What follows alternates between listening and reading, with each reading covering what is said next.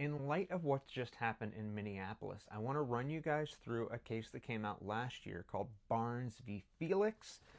Right here, it's a Supreme Court case that was about excessive use of force and the reasonable man standard. So we're going to run through this real quick. This case doesn't say reasonable man, but it sort of implies it. So I'm going to run you through it real quick. We're going to use this duck as an example. This duck is our most average duck you've ever met. This is the most generic average duck. If you took every duck you'd ever seen and just blended them all together and picked like the very middle, that's this duck right here. This is our average duck, and we're going to call him Reasonable Duck. And what we're going to do to find out if what happened was reasonable or not is we're going to look at the facts, look at everything that happened, and say, what would our reasonable duck have done in that situation? If our reasonable duck would have done the same thing, then it was reasonable. If our reasonable duck would have done something different, then it's unreasonable. So what happened in this case is a police officer pulled somebody over for unpaid toll violations.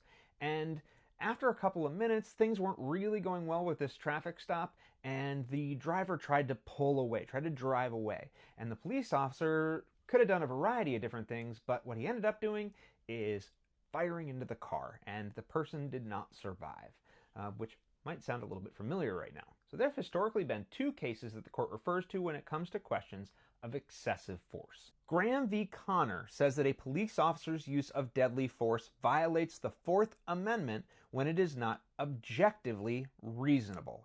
In other words, what would Officer Duck have done in that situation? And Tennessee v. Garner says that when you're trying to figure out if something's reasonable or not, you have to look at the totality of the circumstances.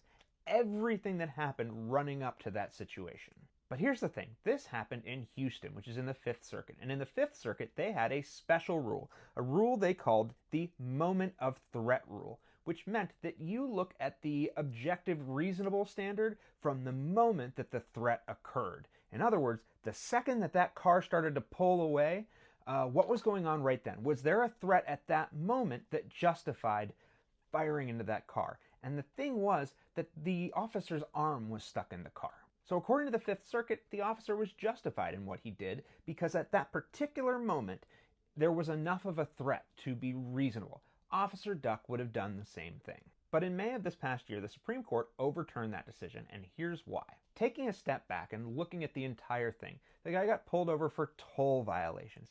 Everything was sort of going fine for the first 2 minutes. It was really only that last second that things got really hairy. The officer should have looked at the totality of the circumstances and decided, I'm just going to pull my arm out and let this guy drive off. And that is what the court says should have happened at that moment. Doing what he did was not objectively reasonable.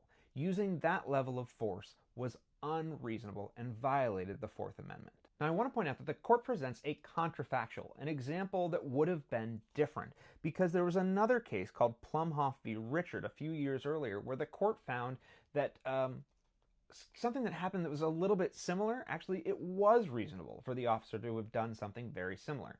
In that case, there had been a 5-minute long high-speed chase, over 100 miles an hour, where at the end, the car that was speeding off had been completely stopped. Everything had come to a complete standstill. But then, the car tried to drive away again. And that is when the officer ended things for good. In that case, the court said, looking at the totality of the circumstances, there was a possibility that that guy was going to start this high-speed chase all over again, putting all kinds of people in danger, putting the community in danger, putting the officers in danger, putting all kinds of people in danger again. This was actually the right thing to do at that moment. By comparison, the guy you just pulled over for a toll violation and who really hasn't suggested that he's a danger to the community at this point, there was no justification for using that level of excessive force. Or rather, that level of force was excessive under the Fourth Amendment because it was unreasonable.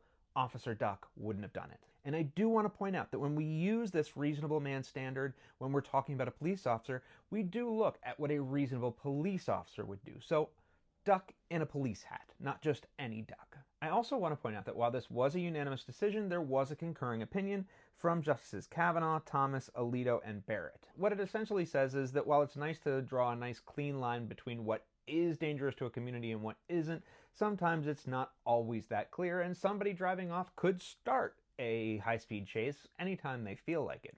However, they did all concur in this judgment at the end of the day. So I think this is a very relevant case considering the situation, and I wanted to share it with you today. The case is called Barnes v. Felix. I don't actually have a reference for it yet because I'm not sure if it's been printed, but if you Google Barnes v. Felix, you should be able to find it. All right, thanks a lot, everybody.